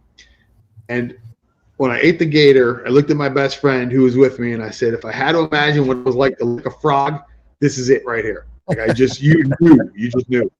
And then at our local market, we have a street fair every Saturday, and they did gator and grits. So I said, I got to try it again. Oh my God. It was phenomenal. It was so good. Yeah, very different. Very different. It's all depends. It's gummy, like you said, but if it's cooked and it's clean, like it's supposed to be, like they professionals, they chef. If it's good, like it's supposed to be done, oh my God. That thing is good. And the reason why I say chicken wings first, because you can't really mess up chicken wings. It all depends on how you serve the gator. That's not true. The gator you can. Depends who made the gator. It will be like a gummy, like an octopus. You're an octopus that is good. You know, you go just in the boiling water, and you go 1, 2, 3, and the whole is curved. That's good. If you just do like a one and leave it over there, with no just shocking the octopus into the water, it's gummy. It's like a baby boogers. I don't want to eat that. I'm sorry. It's how it tastes. No, I don't know how it tastes, baby boogers, but how it looks like. No. Same with the gator. If it's done correctly. So I would assume that you've cooked gator, Gus. How do you like to cook it? What's your favorite? Or the thing with alligators, you can either saute, you can deep fry them, you can bake them, you can cook them anyway. You clean it before, of course. Yeah. Some of the best part of the alligator, believe it or not, is the jaw muscle, the tenderloin. Absolutely. The tail. Everybody goes through the tail, but there's so much part of the gator that is just amazing. And one thing that people don't know, that alligator meat is a very healthy meat, a lot healthier than poultry and fish. Believe it really is. It is. But it depends how it's served, So when you go to the restaurant, you gotta just hope that you're gonna get, something good. Yeah, so that's why I always go for. Yeah, most people in the gator, at least down here in South Florida, they tell. So it's gator bites, which comes from the tail. But the tail is good, but it's not the best part of the gator whatsoever. It is not. It is not. Like you have a ribeye in a cow, you have a ribeye in the gator. Like you have a cowboy steak, you have a cowboy steak in the gator. Those legs, oh my God. Oh yeah, they're yummy. They're good. I'll tell you what I didn't like was turtle soup. I've had turtle soup. That was in New Orleans. I was not a fan. I was not a fan. Depends who make it again. Turtle right. soup. It was way too Cajun-y is the only way I could describe it. Well, was it fishy tasting or just? It was off-putting. Yeah. Yeah. It was probably a roadkill. Yeah. You're not wrong. You're not wrong. It's amazing eat. You know how to cook it and how to, peel it and all of that is amazing thing. It's many things that people think, and it depends the country that you go. Over here, say, it's garbage. You go to another country, it's exotic food. And you will pay for those things big dollar. Big dollar. So, wow. We get turtles around here a lot. And my little dog catches them all the time. They're box turtles. I will catch him running around with a turtle in his mouth all the time. What's the best size gator to eat? Is there a best size like? Kariba. Absolutely. Right there. Yeah. No, the best size, like how big? I would imagine if they're really old, then they would. Yeah, a lot of people always go for the trophy. I will always think if you're going to harvest an alligator, don't go for the older alligators. Man, those gators been there forever. They're passing on that DNA, the old big gator bloodline. Mm-hmm. Go for the younger one. 7-footers, 8-footers, full gators, but everybody goes for the trophy, and of course, you know, the meat, you know, goes through that process. And you know, you talk about an alligator that can live for a very long time. Yeah. You know, and some gators can live up to 100 years. I mean, Superman lived almost 100 years, 80-something years he lived. Well, like swamp people, them, you know, you see on there, that's their whole thing. Tag the gators, they get the bigger ones. The more meat, the bigger it is, the more money, right? Like that's publicity, yeah. But what are they doing? Is that for boots? You really can't do much with a big gator with their skin. Like, I used to work for an actual farm. You know, I used to snatch up alligators. You know, they'll give us a list, and they're like, okay, 15 6-footers. Yada, yada, yada. And I have to go and catch all these gators and then tie them up and whatever. And I used to do the belly cut. Italy used to buy a lot of leather goods from the U.S. and there'll always be the 6 and 7-footer. Excuse me, 6 and 7-footers, because you know the skin is still workable, pliable. You know, the patterns are smaller. They could do a lot of fine leather goods like wallets and shoes like that. But you get a big, huge gator, there's not really much you could really use that skin for, unless you want to build like some kind of medieval shield or something like that. And then you could do that. But it's the same thing. Correct me if I'm wrong. It's the same thing like with a pig. You want the pig or the little lechon. Obviously, yes, humanity, you say don't kill the little pig, the little baby, whatever. But you put the little lechon, which is about this pig, against the whole pig. Sorry, pig. Give me the little baby. Again, it's human thing. Humans. Yeah, something was out of board, right? So what's the attraction? What is it? Cayman, I think is what it's called. The Cayman gators or whatever. Like they don't grow as big, I guess. Depends. Oh man, they're ferocious. They can really mess you up. There's so many different species of Cayman. We got the more prevalent Cayman that we have down south, and these were just kind of brought in, the spectacle Cayman. And boy, they're fully grown, they're adult, they're about maybe 4 feet long. And man, there's a lot of power and there's a lot of bite in that. And Caymans have very sharp teeth. You know, we do to catch fish. And boy, you just don't want to get caught by a Cayman. Well, as a matter of fact, and correct me if I'm wrong, you can have, like, I don't know why stupid people do stupid things. You can have the Cayman that is just 1 foot long, and you put it like in a fish tank, and it will not grow. They just acclimate to whatever size they can live. You put it 2 feet, they will grow 2 feet. You put it 4 feet, it will go 4 feet. They don't go more than 4, 5, 6 feet, but they are the only one that they acclimate. They will not. Yeah, it's amazing how they do it. It's amazing. And they fast, strong, and They're amazing. Now, we have a Cayman that to be larger than an alligator, and that is the black Cayman. Yeah. Now that's a big animal. That's a very demo. big. That's the demo right there. Yeah, the black Cayman is the largest species of Cayman, and it's about the size of a full-grown alligator. Yeah. So that's one you definitely don't mess with. I have not. I've caught Cuban crocodiles, which that's another species of his own. This animal, you know, Cuban crocodile, the way they're designed, they can actually get on their hind legs and gallop.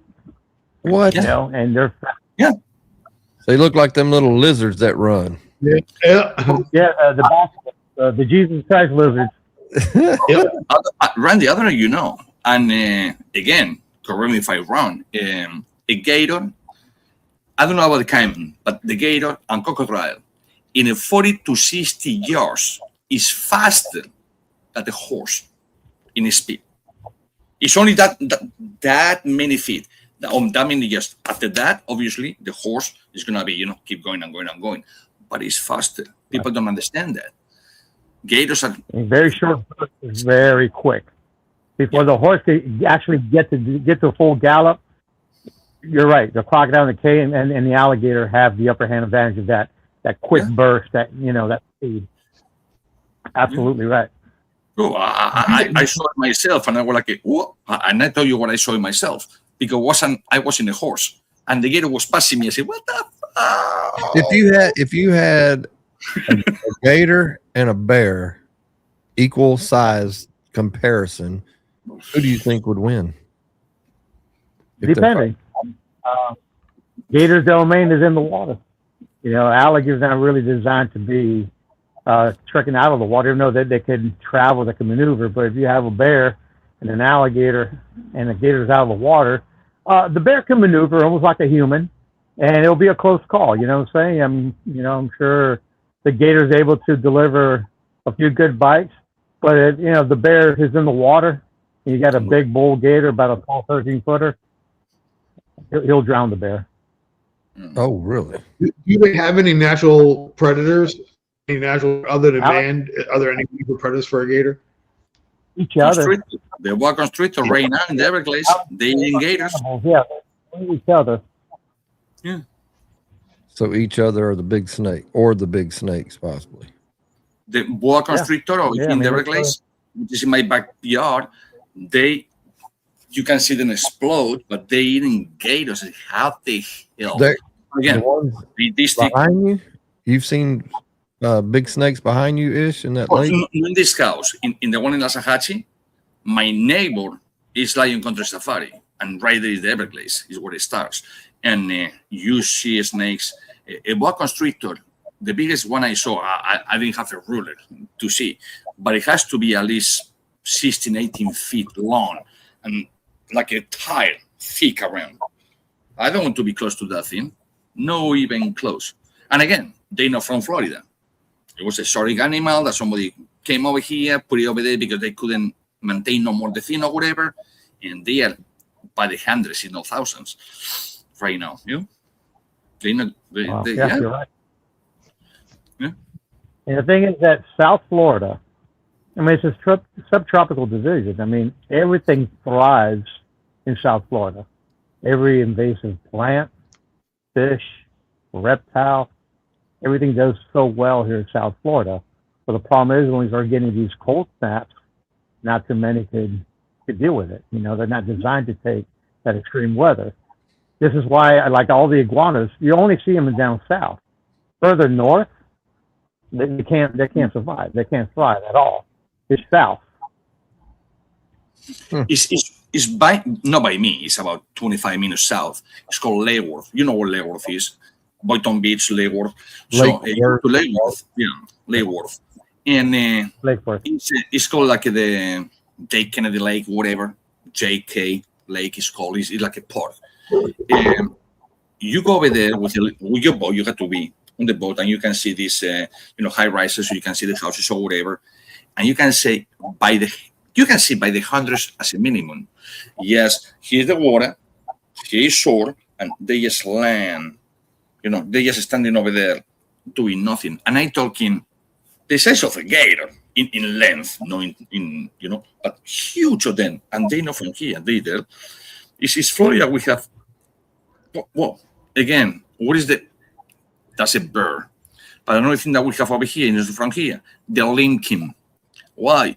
Because some stupid guy decides to put the snails, the big ones, on the canal, and that's what these animals eat. You hear me every time in life, or when you guys come to the house, it's just right there. Because some guy, it's nice, let's have it. And oh man, now it's getting big. Let's put it out. That's Florida, man. Palm trees are not from Florida. Put it that way. So it's, You don't worry about Nesca when you go to the behind your house there when she's off leash? I don't. If I'm with her, but because we have the fence, only if I open the fence, it can go out. Yeah, that's what I'm saying. Over there, I don't. Again, I've been in this house for 8 years, never see a gator. My neighbor right here, right there, 20 feet from me, they saw a 4 feet, so it's nothing. It's a baby. But I never saw one. Now, in Laxahatchee, in the other house, you see 10, 12, 13 foot gators, 6, 7 all day long. Yeah, just, sunbathing all the way. People, what they understand, and correct me again, is they think, they put the canals in 45 degrees, or they cannot climb. I saw a gator climb my fence. This is the road, like this, 90 degrees, and like no problem. See, I don't know what the people come with those 45 degrees. I saw the gator jump a fence, a 4 foot. Well, is something wrong over here? Yeah, my wife wanted nothing to do with wherever we lived. She was always worried about gators, and she's like, if we ever moved, we'd have to put up a fence. And I said, yeah. And I sent her the video of the gator climbing the chain link fence. She went, okay, that's the end of that. I'm like, yeah. Oh yeah, they survived. They survive. We can climb. Yep. Yeah. What's something, Gus? Go ahead. No, I said they are very capable. Not the prettiest, I mean, but they'll climb. If they have to go over something, they'll find a way. Oh yeah. Oh yeah. What is something that you've seen happen to somebody else? You know, very bad or whatever. While you've been been there, a part of the show or whatever. Like, well, I've seen a lot of people in the business get seriously hurt where it takes them out completely, and they're so badly maimed that they can't really do anything else. I mean, your hands are the most important tools, and I've known people that are missing fingers, which you can kind of cope with the missing finger, but I've known people that are missing hands. There was a young man years ago. He was swimming in the canal at Moorhaven, and a gator came up, and he was with his sister, and he actually saved his sister, but he had his arm torn. Actually, I think from the elbow. He had the little nub, and this is when we were filming Swamp Man, and he said in his own words, to the newscast, that he was watching Swamp Man, and he was actually using some of the techniques that he saw on that TV show, which actually saved his life. Of course, granted, he sacrificed an arm, but he was able to save his sister. So we actually went to go see him, and we visited him, and he was a young kid, like 15 years old. Can you imagine? I mean, these animals are no joke. They're no joke. They're very powerful. They ought to be respected. And in a very odd way, also admired because of what they are. I mean, they've been around for a very long time, and we actually have them. We're so blessed to have them here in the States. I mean, there was a time where the alligator was completely almost wiped out. And the fact that they made such a strong comeback, I mean, we're very, very blessed to have such a creature, And then, of course, South Florida, one of the biggest tourism around. I mean, people come to South Florida for 3 things. And this is almost how they go. They go straight to South Beach. They party it up at South Beach. And then they come back, and then they want to do the Everglades stuff, ride an airboat, canoe, whatever. And then they go down south to the Keys, enjoy the Keys, and then party it up at Key West. And that's it. So we're blessed to have that. And all these invasive species, yes, they don't belong here, but my God, it puts such a, how can I say, the imagination runs wild. If you don't know, you're coming from another country, and you come to South Florida, you're like, oh my God, snakes and alligators, you're freaking out. The imagination tends to run wild. But man, we just got it all here south. I mean, peacock bass, for instance, they were introduced there. They were introduced by Fish and Game. But these peacock bass are a very great game fish. Instead of going to Venezuela or Peru to fish these peacock bass, they don't have to go to a South American country. They can just come to South Florida and fish the peacock bass.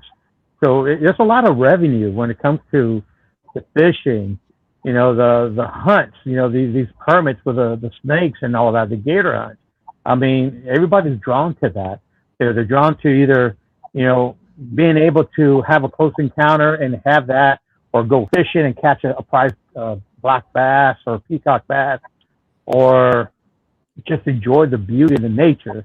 I mean, out here, if you're an outdoors enthusiast, whether you're a hunter, a photographer, or whatever. We got it all here, and we're so blessed to be living in such a state. Yes. What kind of videos are you doing on your YouTube channel? That's Gus OneBear, right? It's what is it called? What is your YouTube well, that's the story behind it. Back in 2006, I've been doing YouTube since YouTube was just YouTube, not what it is today. Mm-hmm. So if you track some of my old videos, it goes back a ways. When my wife and I, we got married, my wife is like, hey, we should actually come up with a YouTube channel. And, we film a lot of our excursions. My wife is a blessing, first of all, and just an amazing woman.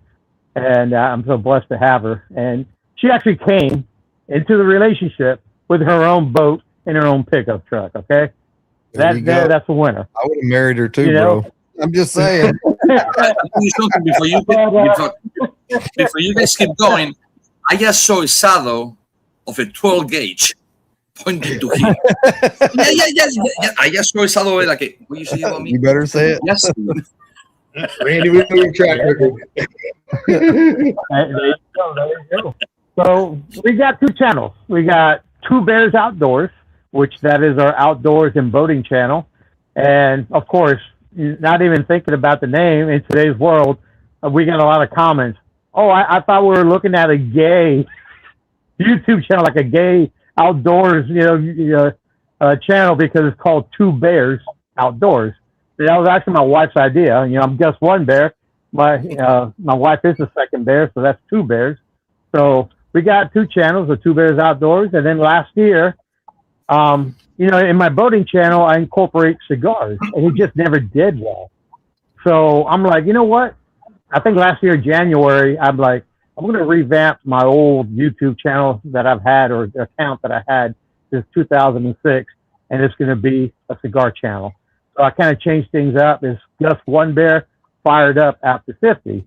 So I started doing cigar content, and it's been a blessing. The only problem is that YouTube frowns upon this. Right. And they're constantly messing with my channel. Every time I make a video live, they go in, they turn off my comments to slow down the algorithm. I get a call, hey guys, I can't comment. I go in, turn the comment back on. A few hours later, I get another call, dude, I can't comment. And sure enough, they just keep going inside, turning off my comments to slow down the algorithm. But that's why I was keeping that separately from my boating channel. My boating channel is established, and it does well. And so I got my passion for cigar, but also I got my passion, being in the outdoors and being with my wife and us doing things together. We do a lot of the, a lot of boat camping, about a lot of boat stuff, kayaking and just stuff like that. So guys, if you're all watching, if you have not subscribed to Just One Bear, please help a brother out. Okay, because so everybody subscribers. Exactly. The more subscribers I get, it helps out with the algorithm because they're always messing with my channel. And it's a lot of fun. I love to show the cigar good video culture. Too. It is. Thank you. I appreciate that. And I love that. I don't have to be in the video. I love to be behind the camera and just videotaping everybody, the camaraderie, the people enjoying, the cigars and, catching. I love to catch all this on film. And that's what I do most of the time. I'm creating content for the Two Bears Outdoors and creating content for the Gus OneBear. And, editing and the filming, it takes a lot of time. Well, I remember when you were out in July at Itch's place, when we did the TPA event, you were doing a lot of filming and talking to everybody. So, yeah. And I love it. I love that. I love being around like-minded folks, and we all come from all walks of life, but this special bond, people don't understand. Are you messing with Rumble at all? Trying to get you an account? I did when it first came out, and I think it wasn't even worth it, but maybe Rumble now has changed a lot where it maybe makes it more feasible for me to go in. But when I was doing Rumble, it was horrible. I mean, I wasn't getting any views, and it was just hard to manage. I'm like, no, I'm not going to mess with this. I'll just stick to what I know, and that's YouTube. So maybe I might engage back into Rumble and see, how it's changed, and I think I would do it. It is tough to get a following, but I would do it. If you're going to upload to YouTube, I would just upload there, start you a channel. That way you got a backup, because if you get that growing, we've made $1 in 6 months without trying, just going to it. But I mean, you know how much I made on YouTube? 0. So, I mean, it's something, but I mean, I think it's worth it, because I don't know, maybe one day it'll get there, but you'll have all your stuff there. It's not, I will definitely look into that. Thank you. I will definitely look into that. Did you guys see this? Lou just sent me this article. Florida man arrested for riding alligator through Wendy's drive-through demanding chicken nuggets. Oh my gosh. Well, yeah. Now they say that. Nuts? Hold on. And my wife, my wife just told me to call Nesca. A co-worker of my wife's nephew or son, Kenny, who was the one that threw the alligator in McDonald's. No, it was Wendy's. Okay, it was a co-worker, a person that goes to the gym with her. A brother. The coach's brother. The coach's brother of the gym. He went over there and asked for something, and they didn't pay attention at all. Whatever happened. So what happened? Drive through. When he got to the window, he just threw it. Okay, for sure, whatever reason, Just to be stupid. he was pissed or for whatever, and just to be fun and stupid, he picked up a gator and they opened the door. The Leo to ask for the order, the guy went and put the fucking gator in. And the picture that you just saw. We can hear you, Ish, but you're froze. Looked like you're pouring a bottle of wine. I don't know. Can you hear us? Yeah, you're good. All of a sudden, everyone by me was like, what just happened? Yeah, so that was that picture is my wife's gym partner, brother. I got at least one last question before we go to the giveaway. We're getting to the end of the show. You see people that have dogs and different animals for their, what do they call them? I don't know. They have they have them for their anxiety and stuff. What am I trying to say? Support dogs or support. Yeah, and I've seen some people that are walking around with an alligator. Have you seen that? I mean, like, how allegedly? Let's just say, is that allegedly stupid? Yeah, I've seen on the internet, but no, I've never known anybody to choose an alligator as their support animal unless they really want to walk around with that animal and use that as an excuse. Can I pet that dog? I mean, come on, now. That's crazy. Can I pay your service alligator? He's my service gator. I mean, I've actually seen. I watched one the other day. The guy, it was a guy literally went down to the water's edge, and this gator would just come out to him, and whenever he came out, and he would just be feeding him chicken. The gator was right there. I mean, standing right in front of him, and he was feeding the gator by hand, and the gator would just take off. Like it was like it loved the guy. It just would show up whenever the guy had food, and he would come out and he'd feed it, and turn around and go back. Yeah, you could definitely condition an alligator, that's for sure. I mean, they're not dumb animals. They're very intelligent. But you can never trust it not to bite you. I would say so. I would definitely say so. And I've had, my good friend Paul Bernard from the Gator Boys. He does shows like that where he make them look like puppy dogs, and they'll lay on his lap and stuff like that. Yeah. There's only two reasons. That's the same thing with a snake. There's only two reasons why any animal will attack. First of all, if he thinks you're food. Well, I mean, when they realize you're not a food source, they're not going to come after you. Or if they feel threatened. But if you take that fear away from them and make them, more, comfortable having you around, there's no reason for him to defend himself. and that's with any animal. But they're still wild animals, right? They're still instinctive. Absolutely. You're always taking a chance. Man. You're always taking a chance. But you take a chance. Right. Every day you go to the grocery store, you take a chance with rational animals called humans. You never know. The guy in front of the line or the guy behind the line or whatever, in front of you or behind you. So you're taking a chance no matter what. Yep. Rob says gators are like women. You never know when they'll turn on you. Lord have mercy.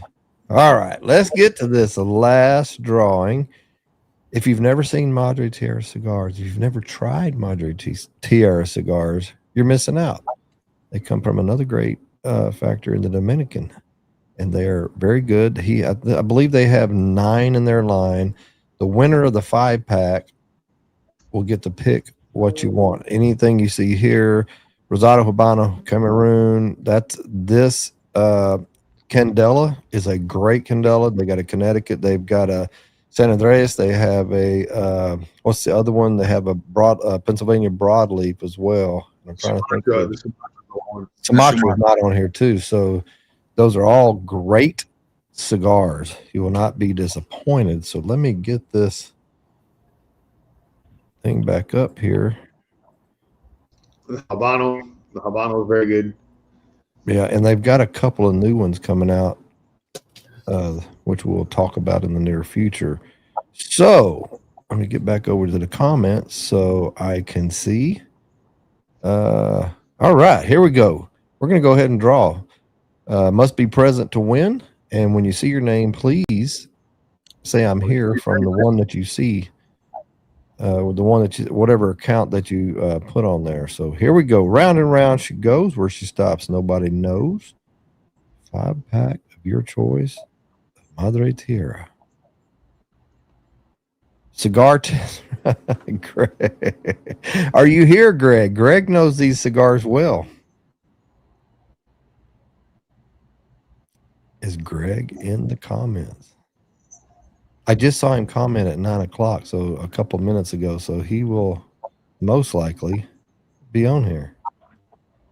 Bathroom break, probably. Oh, looky here. Greg has had so many. He said, pick a new winner. Well, thank you, Greg. So we'll draw again. Here we go. Round and round she goes. Where she stops, nobody knows. That was very cool of you, Greg. Yes, thank you. Bullfan. I have seen Bullfan a lot, but I don't think Bullfan has won anything in the past. Let us know you're here, Bullfan. It's 45 seconds, guys.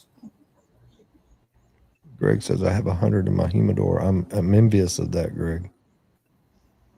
Come on, Bullfan. Let us know you're here.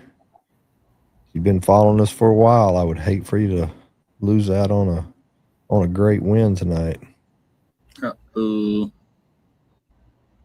looking good. Not gonna do it. 3 seconds. 2, 1, up. All right, here we're gonna draw again. No, I don't delete anybody. As I said before, this one does not delete the names the way I have it set up tonight. But you can only win once tonight. Amanda Anderson, let us know you're here. Amanda Anderson. Where you at? Are you here? Come on, guys. That would be the third one. Well, one it was, but he passed away. He passed to the next person. Let us know you're here, bro. Come on now. Passing away and missing the last person are two different things. We've never had anybody die. Bango, bongo. That's what I call it myself. Which, as a matter of fact, passing away, it could be that you did, or I passing away my phone to another person. So depends how you say it. You have to have a sentence. That's pure English. All right. So Amanda, message me on I want that in Clem. Cigar Dude Podcast on Instagram. Give me your address and stuff, and let me know which 5 you want. You can also go to their website, Madre Tierra Cigars, and you can see what cigars they have. So pick the 5, let me know, and I will get them your name and address. Sweet. All right. Congrats. Nice, congratulations. Let me turn that off. All right. Let me Is go back. there anything that you want to talk about? Is there anything that we missed? Is there anything you got coming up that you want to plug, or anything along those lines? Or No, I mean, I want to thank everybody that's watching, and thank you guys. By the way, the intro, I love it. Amazing. All right. Good job on the intro. You guys are just, y'all great characters in your own right. Y'all good people. Love the fact that I'm part of this. I really don't do much podcast, but it was nice. And the people watching, y'all, thank you. I know I got a few people watching as well. And big shout out to the people in the cigar realm, that supported me, and the people that are not in the cigar realm that's a part of me. I know Karen Berger, and Karen Berger, Karen Berger is just a lovely friend of mine. I gotta say, her and Tamati and Ramon, her friends and colleagues, they're just great people. Of course, Belky Sanchez and Janet Sanchez, Izzy from Tuck Cigars, my family in the Burnt Leaf Lounge, and the list goes on. And you guys, man, I'm just truly honored. Thank you for having me. Thank you for being. That's good. What about you, Ish? Final thoughts, final words? Guys, still taking chances, swing with gators, smoke a cigar you survive, and that's all. So, Aldi? Gus, it is an absolute honor to have you here and to consider you one of the family. And just, I was thrilled to be able to meet you and hang out with you. I'm really glad to be around you. I would love that. I would definitely love that. Absolutely. And one last thing, big shout out to my wife and my dad. This cigar has brought my dad closer together. My dad's been smoking cigars since he was 8 years old, believe it or not. Oh, wow. And, I believe it. I spoke a lot with your dad. I know. Yes, he did. Yeah. My great-great-grandfather, great-great-great-grandfather of all cigar rollers in Cuba. And when my great-great-grandfather was rolling, my dad would sit there next to him and watch him. And since my great-great-grandfather was the head of the house, he was the man of the house, he would just roll cigars for my dad, and my dad would be smoking cigars, and my grandfather, my dad's dad, will watch, but he wouldn't say anything, because you wouldn't dare question my great-great-grandfather, because in Cuba, it was just a whole different lifestyle, The only thing with my dad, he inhales every cigar that he smokes. Oh, Lord. Dad, you're not even enjoying the cigar. No, you don't understand. You take it in, and he's coughing most of the time, because most of the cigars he's smoking now, he's venturing away from the Swisher Sweets and the Connecticut's, and now he's smoking some really bold stuff, and he's taking it all in, and he's coughing and hacking. 20 minutes later, man, this is a good cigar. Yeah. Sneeze. All right, guys. Well, Gus, I've enjoyed it thoroughly. We'll got to have you on here again, and maybe it'll be a collab. You never know. Nothing's impossible, right? All right, guys. We appreciate everybody tuning in, and until next time, y'all love one another. Peace out.